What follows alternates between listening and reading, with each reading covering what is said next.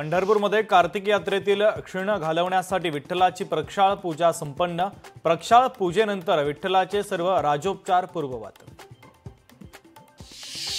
साताऱ्यातील कराड शहरामध्ये उत्तरा लक्ष्मी महोत्सवाचं आयोजन। महोत्सवात बचत गटांचा 150 पेक्षा अधिक स्टॉल तर बचत गटाच्या महिलांच्या हस्ते महोत्सवाचं उद्घाटन।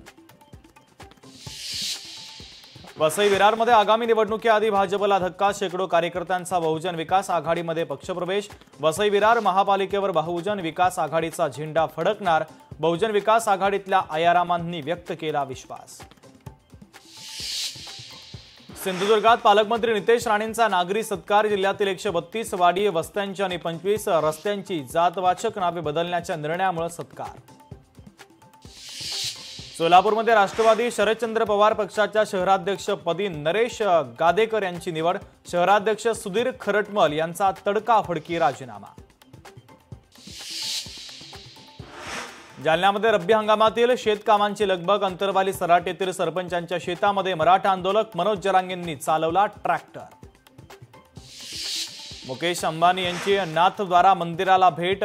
यात्री एवं वरिष्ठ सेवा सदन प्रकल्पाची घोषणा। तर नाथद्वारा मंदिराला 15 कोटी रुपयांची देणगी देखील दिली।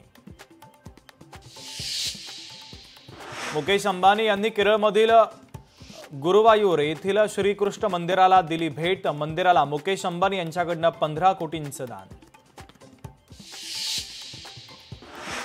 सिल्लोडमधील डोंगरगाव फाट्यावरील हॉटेलमध्ये चोरी। मॅनेजरला रूममध्ये घेऊन जात दोघांकडून काउंटरमधून 74,000 रुपयांची चोरी। चोरटे सीसीटीव्ही कॅमेऱ्यामध्ये कैद।